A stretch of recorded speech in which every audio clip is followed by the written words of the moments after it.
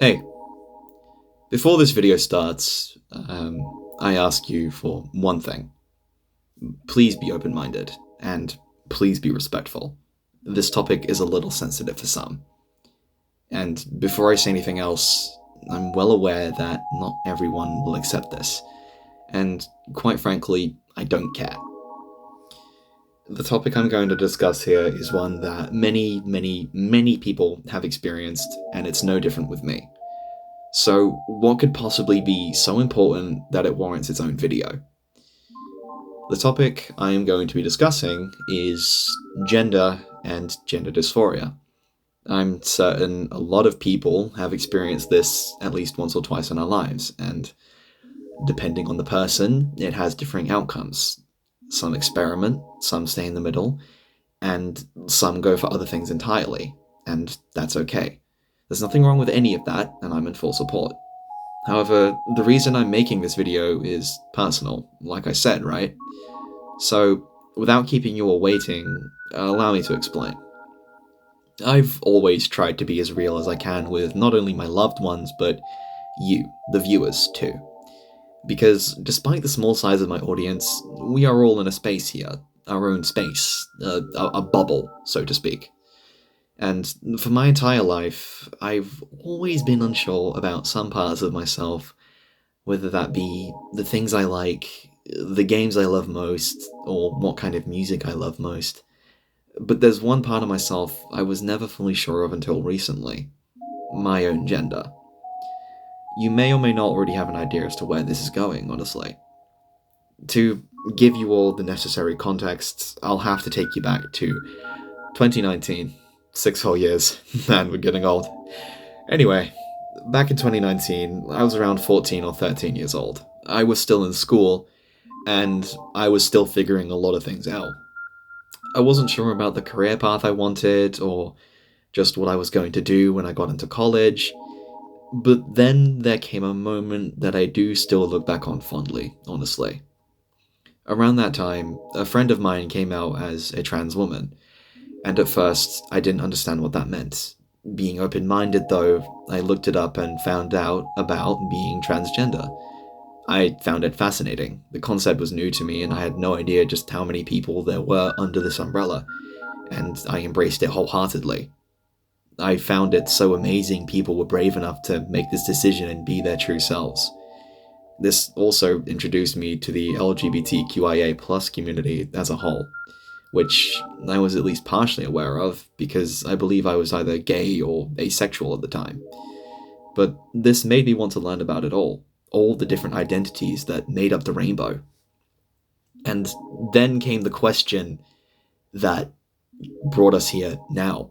The question that I look back on and wonder, why was I even asking it? The answer was so obvious.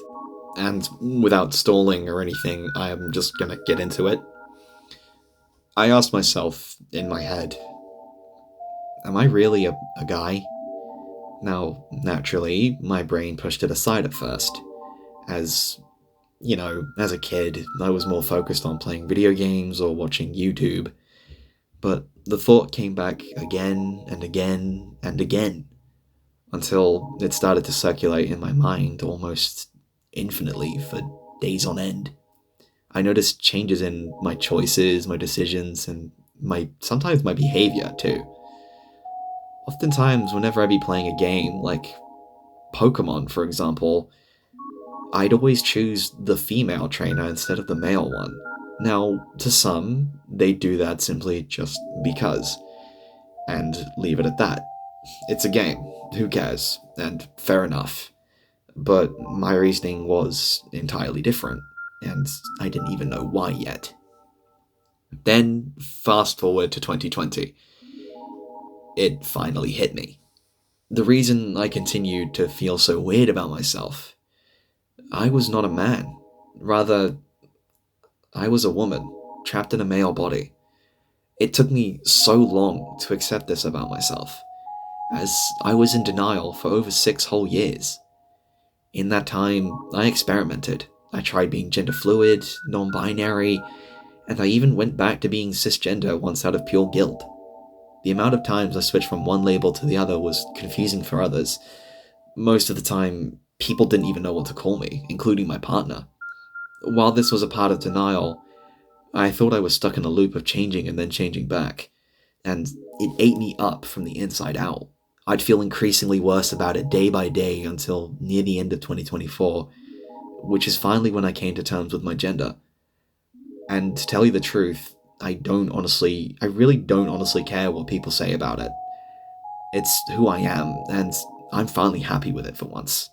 Admittedly, there was a moment where a friend of mine called me as gender chaotic, and that was honestly funny and very accurate for the time. And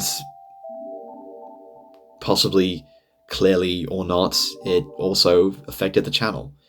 Back in May of this year, I overhauled and changed everything on the channel, and most of you may or may not have noticed the sudden shift in terms of appearance and overall quality of my persona.